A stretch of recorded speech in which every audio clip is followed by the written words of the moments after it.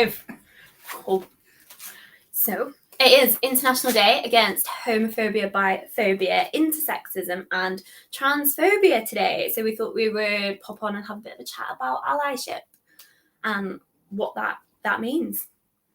So allyship in general is supporting a marginalised group, whether you are part of it or not. So quite often it is supporting a group that you're not necessarily a member of, but in this case, when we're talking about LGBTQ plus allyship, you can be part of that community and also be an ally to other people within your community. So for example, I identify as a lesbian, but it's really important for me to be an ally and advocate for our trans community, who are part of our LGBTQ plus community, especially at the moment, because the trans human rights are under attack a lot in the UK at the moment. Our government is currently refusing to ban the abusive practice of conversion therapy. So a big part of allyship for us at the moment is protesting this, campaigning against this, getting the awareness out there. Yeah. Yeah. What about you two? What does allyship mean for you? I think on just like a human level, it's just that one-to-one interaction and knowing how to like treat LGBTQ plus people like humans as opposed to like another. Because I think it's really common to be othered and no one really wants that. Yeah, absolutely. I mean, even like within the community as well, we have massive amounts of biphobia, transphobia, homophobia, even amongst ourselves. Yeah. Yeah. So othered is quite dismissive as well. It's like dismissive of other people are. It's kind of a parking others somewhere and like not really addressing the issues. Yeah, absolutely. Yeah, definitely. So staying up to date with campaigns, a general awareness of LGBTQ plus issues, I guess. So can't remember where I was going with that. There's a lot of easy stuff you can do online as well, like just like there's lots of templates to email MPs about like the conversion therapy bill that's been ongoing, and there's lots of just really easy things you can do, like petitions. Yeah, absolutely. Yeah. So yeah, it doesn't have to be something, or even something as simple as putting your pronouns in your email, in your email signature, or if you're really active on social media, reposting campaigns on social media or having your pronouns available on social media, because it just normalizes that asking for pronouns for everyone. Yeah, absolutely. I think as well, education is a massive import of allyship. Like Stonewall did a study which showed that 50% of people who were homophobic, once they'd actually met a gay or met an out gay person, their homophobia was gone, essentially. And it is sort of like what you were saying, Lily, about that we are just human beings and we are other human beings, and there is so many different aspects to us that aren't to do with our sexuality or our gender identity. And once people realise that we are just humans, then a lot of the ignorance can go away, and that's what causes a lot of homophobia, biphobia, intersexism and transphobia. But I think that's why education is so important. So even just things like do you know the difference between sex assigned at birth, gender identity, gender expression, sexuality, things like that. In Yorkshire Mesmerk, we do free open access courses online a lot as well. So if you did want to learn stuff about that, then you can come and see us. Yeah. So how would somebody go about being a good ally? So for me, it would be keeping up to date with campaigns. So knowing what is going on in the community, what is going on within the government, anything political that's happening at the moment, and just getting that basic level of sort of awareness and education, and doing your own research as well. A lot of, as LGBTQ plus people, a lot of us are really open to using our lived experience to help other people understand. But I think a big part of allyship is not putting the onus on LGBTQ plus people to get you to feel okay with your knowledge or learn, but using them sort of for maybe recommendations, like, do you know any resources where I can go and read up about this that so I can educate myself, and taking on a bit of ownership for your own education, and not relying exclusively on LGBTQ plus people to give you that information. If they are happy to, then absolutely fine. Like a lot of the time, like we are more than happy to tell you about our lived experiences if we think that's going to be helpful. But a bit of ownership of your own learning as well, I think, is really important. Absolutely, yeah. Yeah, and I think go on. I was going to say, I think following on from that as well, it's when you're just like interacting with people like as individuals, it's about asking questions like, oh, don't ask something if you wouldn't ask, say, a heterosexual person that, or a cisgender person that. It's not about like treating people differently. I've had so many interactions with people where I've been asked really invasive personal questions, but I'm the only person being asked those questions, and it's like, it makes it very obvious that there's like a difference, like in the way you interact. Yeah, absolutely. So yeah, if you are asking these questions, think about why you are asking these questions, and if you are asking these questions to everybody, rather than just singling people out. Absolutely, definitely. I think because a lot of the time the questions are often geared towards sex, or like for trans people, if there were, the people just basically want to know what's between your legs, and you're thinking, well, hang on a minute, before you ask any invasive questions like that, maybe ask yourself, why do I need to know that information? Because you don't, at the end of the day, you don't need to know that information. Yep, absolutely. I think as well, a big part of allyship is when you see these things going on, saying something about it. So if you do see somebody being asked really personal questions, you're like, hang on a minute, why are you asking them this? Is this particularly relevant? Or like, we have dispelling stereotypes as well, I think is a really, really important part of allyship, especially when we're talking about things like biphobia. So bisexual people do face a lot of stigma and a lot of prejudice, even within the LGBTQ plus community as well as outside of it. So if you do hear somebody saying something biphobic or transphobic, saying something about that as well. Yeah, definitely. There's a lot of presumptions made, and they can be harmful. Like you were saying, Lily, it's it's not about what you would ask somebody. If you would ask a heterosexual person or a cis person that question, well, it's you need to think about what you want to ask and why you need to know that. I think it's loosely about recognising people as individuals as well, in the sense that like bisexual people know as bisexual people that is their sexuality, and even if they are like quote unquote heterosexual passing, that doesn't necessarily make them any less bisexual. Absolutely, yeah, you get that. I think quite a lot as well, and I think there's a lot of that within the LGBTQ plus community as well. So that's also something that needs to be tackled, and people need to be educated about biphobia, because it's okay. People say you can get away with straight passing, but you still have that other side to you where you might want to be more open.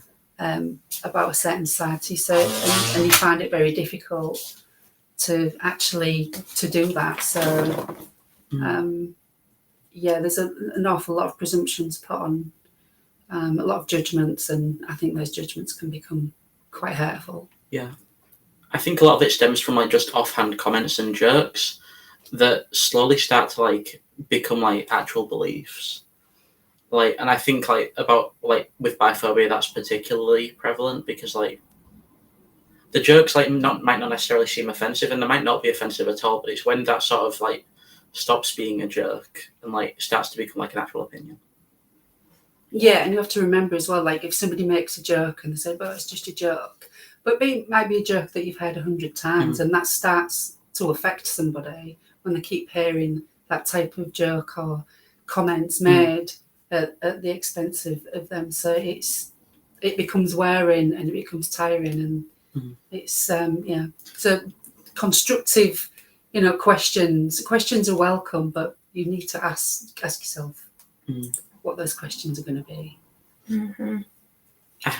I have a friend who identifies as pansexual, and they said that they actually consider like having the question like, oh, does that mean you're attracted to pans a part of their culture at this stage, because it's that common a thing for them to be asked, because like people just don't know. But again, that doesn't, if you don't know, that doesn't give you the right to make jokes at someone else's expense.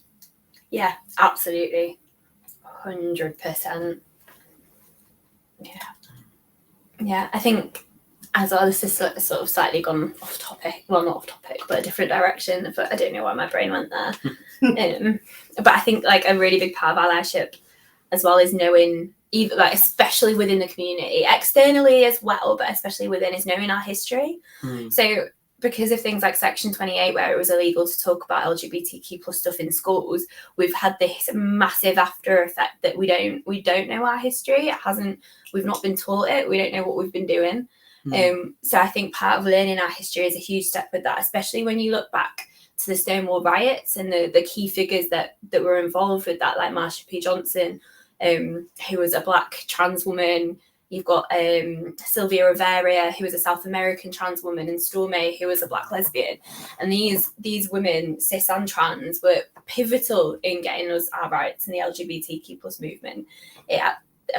It's one of the reasons that we are all right to exist today, and that we are free to be who we are for the most part.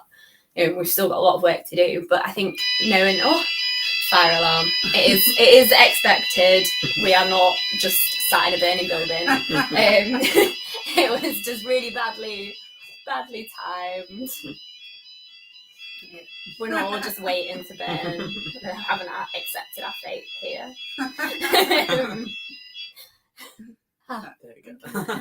Panic over. But yeah, so I think learning about our history and learning who was involved in getting us our rights is super important, because like we were saying, there is massive amounts of transphobia even within the LGBTQ plus community. We as cis gay people, we owe our rights to trans women. That's who we owe our lives to. So I think history is definitely important in allyship. I think as well, like, it's important to recognise how recent that we've started to recognise Marsha P. Johnson as like globally as like not a character, but like a person in history. I don't think many people had heard of her until the Netflix documentary. No. Which is like, I think that was only 4 years ago now. Yeah. Which really isn't that long ago. No, not at all. And even now, we've still got a lot of speculation of how Stonewall riots actually came to be. So for me, I always understood it to be that Marsha threw a brick at a police car, and that's what incited the riots. But I recently learned that actually it was more within the stonewalling, and that there was a higher number of customers than usual, and someone had thrown a glass or a jar at a police person, and that is what had incited the riots. So we're still learning. We still don't know everything that there is to know, and I think there's some things that we will never know, because we've never been taught them, and now we're just trying to reflect and look back. But Do you have any questions? No, just some nice comments. Oh, thank you. Yeah. I think there are lots of good resources as well in regards to like LGBT history. Like there's lots on YouTube. Like I really recommend Jessica Kelgren-Fazard. She is a disabled lesbian, and she does a lot of disability awareness, LGBT awareness, and a lot of LGBT history as well. And her videos are always really fun. So. Yeah, we are getting more and more opportunities to learn, really. And we've got History Month now. So we've had History Month. Sue Sanders, who was actually a drama teacher during Section 28 when it was illegal to be out and gay, has co-founded LGBTQ plus History Month every February. So because we haven't had a history before, so now we need that opportunity to talk about it. So it is good that we are learning, and we are getting more of these opportunities. And like today, International Day Against Homophobia, Biphobia, and Sexism and Transphobia is So the more we talk about it, and the more people that join in, the more we're going to learn. Which is And the more we learn, the less likely we are to have all of these prejudices, which is what we want at the end of the day. That is, we just want everybody to have the same equal human rights, no matter what identity it is that they have. Which is, we'll get there one day. Eventually. Yeah. It's also really good that now that it has to be taught in schools. Yes. As well, which is so incredibly important. Because, like, as you say, like with Section 28, that kind of like shut off an entire generation from being able to be educated and find out about other people that exist in their communities. So, but now that it has to be taught in schools, I think it's a massive step forward. So hopefully that will help to change things. I think definitely will. Yeah. So if you had to give one thing that you think that somebody could do to be a good ally, what would it be? I think maybe on an interpersonal level, just being open and accepting. Like, I think it's worth knowing that you're probably not going to, say with like transgender people, you're probably not going to understand them and understand what they're going for. But that doesn't mean what they're going through isn't valid. Like that, it just means you just need to show them respect, even though you don't understand. Absolutely. Yeah. So you do have to understand everything. Like we're human beings, we've all got different lived experiences, and we're not going to understand what everyone's going through all of the time. But like you were saying, we just have to be respectful and accept that other people different to us do exist. Yeah. Even if we don't understand it, we can still respect people as human beings. I think that's a brilliant bit of allyship. I think just to try and educate yourself. As you're saying, there's like so many resources online. Just even a little bit, just reading up, like spending like 10 minutes or something like that, reading something might just change a point of view, or it might change your mind about something. So I think definitely like educating yourself and just thinking for yourself, having a look. Yeah, absolutely. I think for me, it has to be campaigning or keeping up to date with campaigns. So even if that is just writing a letter to your MP or just finding a template for a letter to your MP, but getting involved with current campaigns that are to do with LGBTQ plus lives, I would say. Or even like attending an LGBTQ event or something like that. We've got Pride in Hull coming up. That would be a fantastic opportunity to get involved with the local community. So again, just get out there and come and talk to us, come and talk to everybody. Yeah, absolutely. So you've had be open, accept that you might not understand everything, but that you can be respectful anyway. Educate yourself and learn and take time to reflect on why you think what you think, and be open to new points of view and get involved in campaigns. So be open and respectful and accept that you might not understand everything. Educate yourself and learn and get involved with campaigns. They are our 3 golden tips for allyship. Yeah, I would say. Definitely, yeah. I'm going to be a bit cheeky and ask one question. Go for it. So you've talked a bit, like you've touched on intersexism. How could someone be a good ally to the intersex community? I think just to echo the other points that we've already made. So education, educate yourself. So go and learn what is intersex. Do you understand what it is? So again, go and educate yourself, and and there's so many fantastic resources out there as well, and different awareness courses. And again, get involved in any campaigns that are going on. And what Lily was saying earlier as well of accepting that you might not understand something, but still accepting that these are human beings who need respect. Absolutely.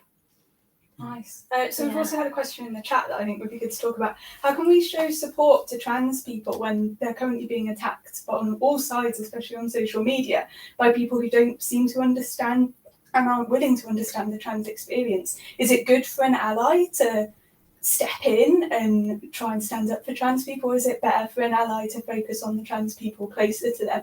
Is there any point to this, like online activism or even in-person activism, to what stage is it good to get stuck in, or to what extent does that just put a target on your back? I think you should. Well, I think you should always get involved and always stick up for people. I think if someone is there with a lived experience of what it is like to be trans and is happy to advocate for themselves and their community, then it is not our job to overrule their voices. It is our job to help lift them up so that they can talk.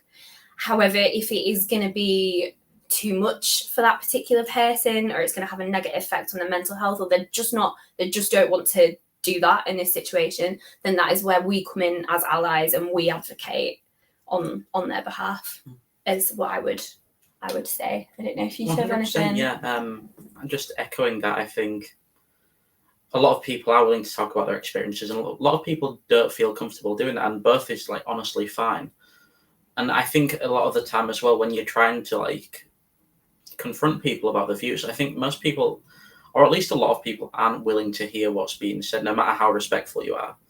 But I think it's still worth just holding your stance and just saying it like it is, almost like.